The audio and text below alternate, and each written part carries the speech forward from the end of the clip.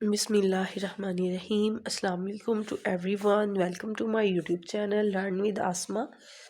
तो जैसे कि हमने क्लास 8 की मैथमेटिक्स को स्टार्ट किया हुआ है, चैप्टर नंबर 2 एक्सरसाइज नंबर 2.2 पर है, और आज हमने करना है क्वेश्चन नंबर 6। इसके 2 पार्ट्स हैं, पार्ट नंबर 1 और पार्ट नंबर 2। तो करते हैं इसको स्टार्ट। सबसे पहले हम देखते हैं उसने क्वेश्चन क्या पूछा है। क्वेश्चन उसने बोला है find the next two terms by term to term rule of arithmetic sequence. अब पूछा क्या है, एक तो है अरिथमेटिक, सॉरी यहाँ पर सीक्वेंस था, अरिथमेटिक सीक्वेंस, ठीक है। Find the next two terms by term to term rule of arithmetic sequence, यानी कि अरिथमेटिक सीक्वेंस उसने दे दिया है, उसकी नेक्स्ट 2 टर्म्स हमने फाइंड करनी है, ठीक है। यहाँ पर 2 टर्म्स हमने फाइंड करनी है, किस रूल के मुताबिक? टर्म टू टर्म रूल, यानी कि इसके मुताबिक एक फार्मूला होता है, हमने उस फार्मूले के थ्रू बस इसकी टर्म्स फाइंड कर लेनी है, ठीक है। होना वैसे ही सारा कुछ है, कुछ इसमें इतना ज़्यादा चेंज नहीं है। बस सबसे स्टार्ट पे जैसे हम करते हैं, यहाँ से A1 क्या है, first term A1 is equal to 2, A2 क्या है 8, A3 क्या है 14, ठीक है। अब D हमने फाइंड करना है। D कैसे फाइंड करते हैं?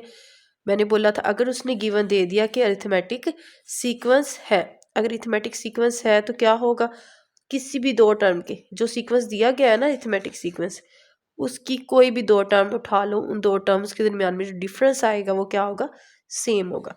तो अब इस सीक्वेंस के मुताबिक हमने D निकालना है, A2 माइनस A1, ठीक है। A2 क्या है हमारे पास 8 माइनस A1 क्या है 2, 8 में से 2 को निकाले क्या बचता है 6, ठीक हो गया। अब हमने फार्मूला यूज़ करना है, जो टर्म टू टर्म का फार्मूला है, an is equal to an minus 1 plus D. ये हमारे पास टर्म टू टर्म रूल का फार्मूला है, ठीक है। तो अब यहाँ पर देखें, हमारे पास A1 भी मालूम है, A2 भी, A3 भी, हमने कौन सा n मालूम करना है, A4। तो A4 is equal to n की जगह पे हमने क्या पुट करना है, यहाँ पर लिख देती हूँ, put n is equal to 4। देखिए 3 तक मालूम है ना, उसने बोला नेक्स्ट 2 टर्म्स, यानी कि 3 टर्म्स हमें मालूम है, 4 और 5 टर्म हमने मालूम करनी है। n की जगह पे ही टर्म होती है, यानी कि अगर A1 है, ये n की जगह पे 1 है, A2 मतलब n की जगह पे 2 है, यानी कि सेकंड टर्म, ये थर्ड टर्म। अब ये फोर्थ टर्म हमने मालूम करनी है, तो n की जगह पे क्या पुट करना है 4। अब n की जगह पे 4 और ये -1 प्लस d। अब देखें यहाँ से A4 is equal to A3 plus d। अब देखें A3 हमें मालूम है ना 14, और d भी हमें मालूम है, तो पुट करते हैं A4 is equal to A3 की जगह पे क्या आ जाएगा 14 प्लस d की जगह पे क्या आ जाएगा 6। तो क्या आ जाएगा हमारे पास 14 प्लस 6 20, ठीक है। ऐसे ही अब हम नेक्स्ट करेंगे, put n is equal to 5, तो A5 इसी फार्मूले में, ठीक है। A5 is equal to A5 minus 1 plus d, ऐसे ही इसे सिंप्लीफाई करना है। A5 क्या आ जाएगा A4 प्लस d। अपने A4 की वैल्यू पुट कर देनी है और d की, ठीक है। A5 क्या है, A4 क्या है हमारे पास, ये आया था A4 क्या आया था 20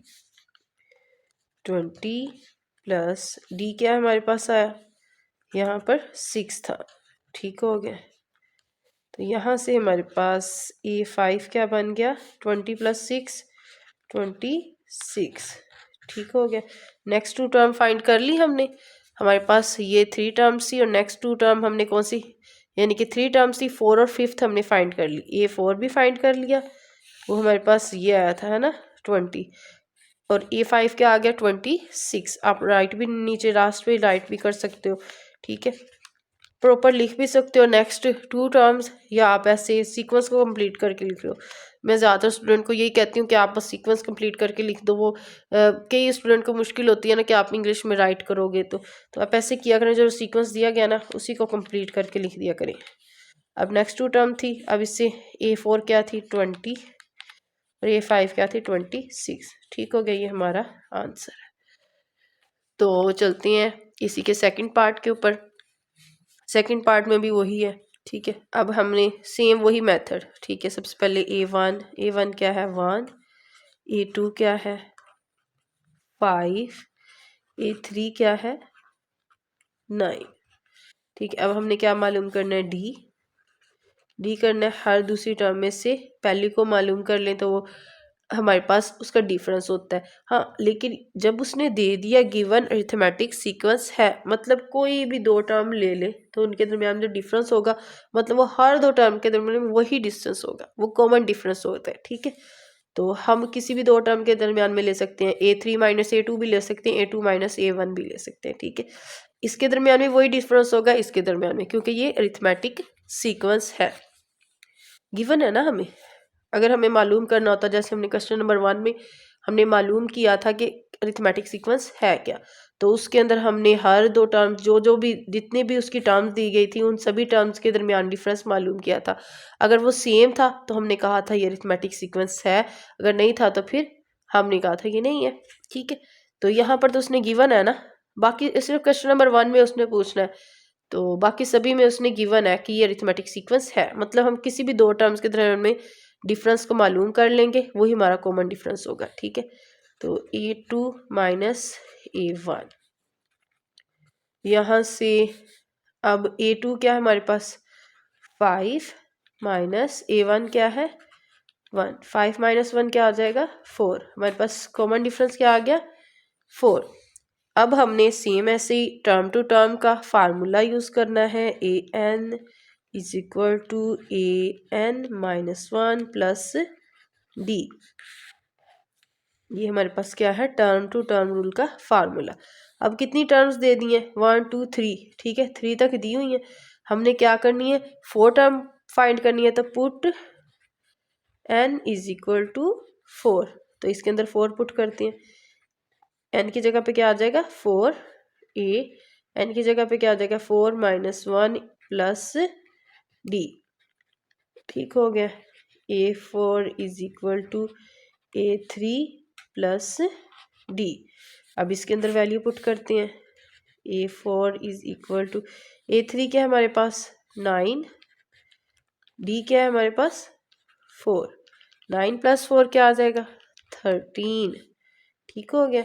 हमारे पास A4 क्या आ गया 13। अब हमने ऐसे ही इसके अंदर क्या करना है put n is equal to 5, 4 मालूम होगी 5 मालूम करनी है, तो इसके अंदर n की जगह पे क्या आ जाएगा 5 is equal to a, n की जगह पे क्या आ जाएगा 5 माइनस 1 प्लस d।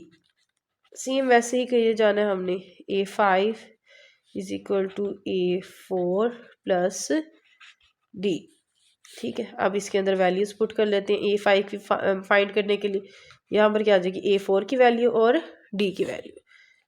तो A5 is equal to A4 क्या है हमारे पास इधर मालूम किया था अभी हमने 13 प्लस d हमारे पास क्या था 4, क्या आ जाएगा 17, तो यहाँ से A5 क्या आ गया हमारे पास 17, ठीक है। अब लास्ट पे आप सीक्वेंस कंप्लीट करके लिख दो, या आप लिख सकते हो next two terms are 13 and 17, तो ज़्यादा बेस्ट यही आप सीक्वेंस कंप्लीट करके लिख दो बस 1 5 9, और अभी आपने कौन सी फाइंड की थी 13 और 17, ठीक है, ये हमारा आंसर है।